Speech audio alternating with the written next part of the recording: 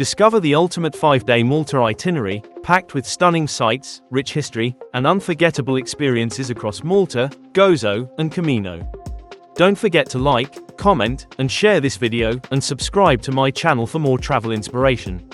If you have any questions or need more details, feel free to drop a comment below. I'd love to help. Our adventure began at Larnaca International Airport, where we caught an Emirates flight to Malta International Airport. Upon landing, we found the airport to be well organized and convenient, allowing us to breeze through passport control and quickly retrieve our luggage. At the terminal, we rented a compact car from Sixt Car Rentals, ideal for maneuvering through Malta's narrow streets. With our rental car, we drove to San Giljan, a journey of just 20 minutes, getting accustomed to Malta's left-side driving, reminiscent of the UK. In San Giljan, we checked into the Hyatt Regency Malta, which would be our base for the next 4 nights. Renowned for its contemporary facilities and excellent location in the heart of the town, the hotel made us feel immediately welcome. To celebrate my wife's birthday, the hotel surprised us with a thoughtful gesture, a bottle of Prosecco and a plate of chocolates. That evening, we wandered through San Giljan's lively streets, soaking in the local charm.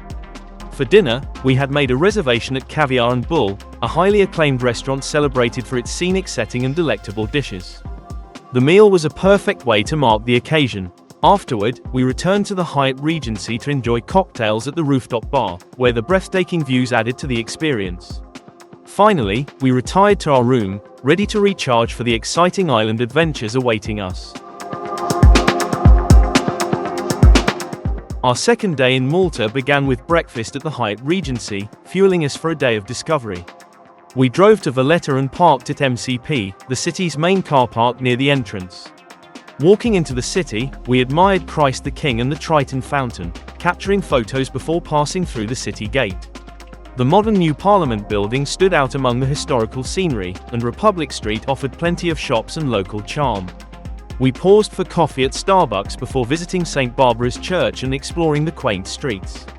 At St. John's Square, we relaxed amidst lively cafes and viewed the Enrico Mizzi statue. Next, we marveled at St. John's Co-Cathedral, with its sightseeing train parked nearby, and admired the colorful souvenirs along the streets. Passing the Courts of Justice, the De Marco statue, and the Great Siege Monument, we delved into Malta's rich history. Strolling through artistic stalls, we found unique crafts before visiting Regency House for affordable souvenirs.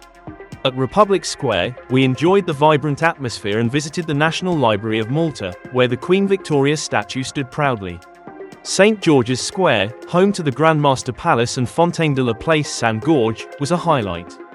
The charming Maltese balconies along the streets led us to the Lower Baracca Gardens, offering serene views of the Grand Harbour and the 3 cities.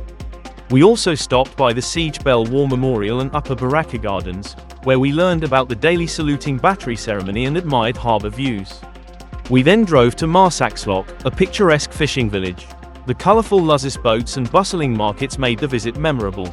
After shopping and dining on fresh seafood at Eel Bucket Restaurant, we explored more of the harbour and admired landmarks like the parish church of Our Lady of Pompeii.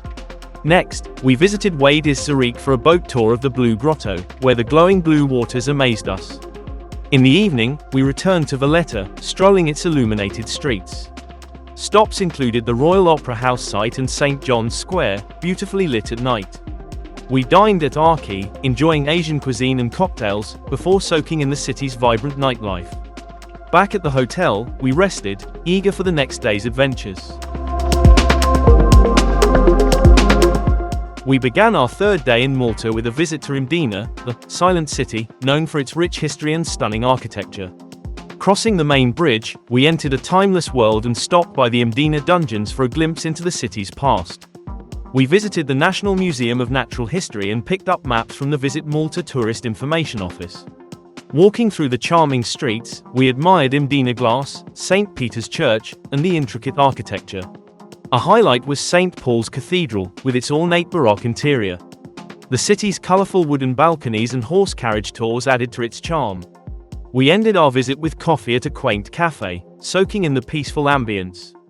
Next, we headed to Popeye Village, paying €24 each for entry. Originally a movie set, the colorful wooden village is now a theme park with shops, cafes, museums, and live-action performances. We relaxed by the beach, explored the village, and enjoyed the lively atmosphere. After leaving, we stopped at Mellieha Bay for a swim and drove through St. Paul's Bay, admiring the coastal views. In the afternoon, we explored Sliema, starting at Tower Road with its shops and cafes. We visited St. Anne's Square, the parish church of Jesus of Nazareth, and the Sliema ferry terminal. Walking along the coast, we enjoyed views of Valletta and Manuel Island. Afterward, we stopped at Valletta Bay in San Giljan, taking a stroll along the coast and visiting Valletta Square and the parish church of Our Lady of Mount Carmel. The day ended with a fine dining experience at Birgu restaurant before returning to our hotel, excited for our trip to Gozo Island the next day. On our fourth day, we drove to the Circular ferry terminal to take the ferry to Gozo with our car. Boarding was straightforward, as payment is made on the return trip. The 20-minute ferry ride offered indoor and outdoor seating, a cafe, and scenic views of the Comino Islands. As we approached Imgar, the coastal town's beauty and hilltop cathedrals greeted us. Our first stop was Victoria, Gozo's capital, where we grabbed coffee before heading to San Lawrence. There, we visited the inland sea dive site and took a memorable €5 boat ride through a cave tunnel to see the dramatic coastline and sea caves. The captain highlighted the brilliant blue waters and unique rock formations. Nearby, stalls offered souvenirs and refreshments, while divers explored the lagoon. I flew my drone to capture views of the Blue Hole, Fungus Rock, and Dwejra Bay before heading back to Victoria. In Victoria, we found free parking and began exploring. We visited Santa Savina Church, the public market, and a stone shop for decorative items. At Independence Square, surrounded by shops and cafes, we saw a war monument and visited the House of Gozo for local products. Lunch at Rosa featured rabbit stew and Gozo's maize plate, both delicious. Afterward, we admired St. George's Basilica and strolled the Citadel, where we explored historical sites like the Cathedral of the Assumption and enjoyed panoramic views. After a fulfilling day, we rested at a boutique hotel in Victoria, preparing for our trip to Comino Island the next day. On our fifth and final day, we headed to Kala for a private speedboat tour with Joyride Watersports, led by the skilled Captain Matthew Grech. The boat ride to Comino Island was fast and exciting, with our first stop at a hidden creek of crystal clear water. We cruised past St. Nicolau Bay and Santa Maria Bay, known for its sandy beach and historic charm. At Santa Maria Caves, we marveled at dramatic rock formations, sea windows, and an inland lagoon. The tour also included the famous Elephant Rock, more sea windows, and the calm, turquoise waters of the Crystal Lagoon, overlooked by St. Mary's Tower. At the bustling Blue Lagoon, we swam in the iconic blue waters before returning, thrilled by the experience. Afterward, we took the ferry back to Malta for €20, including our car. We visited Birgu, parking easily along the coast and enjoying views of the marina. Walking through the Birgu Gate, we explored the Malta Maritime Museum and admired St. Lawrence's Church. In the city centre, we discovered charming streets, colourful balconies, and historic sites like the Inquisitor's Palace. The scenic views of Sengli completed our stroll. Back in San Giljan, we shopped at Bay Street and dined at Riva restaurant before ending the day with a relaxing walk. On departure day, we returned our rental car and flew back to Larnaca after 5 days of exploring Malta's history, nature, and cuisine. Renting a car made traveling easy, and we're already planning to return with family for another unforgettable trip. Thank you for joining me on this 5-day journey through the stunning islands of Malta, Gozo, and Comino. If you enjoyed this itinerary, don't forget to like, comment, and share the video, and make sure to subscribe to my channel for more travel adventures. If you have any questions or need more tips, feel free to ask in the comments. I'm here to help.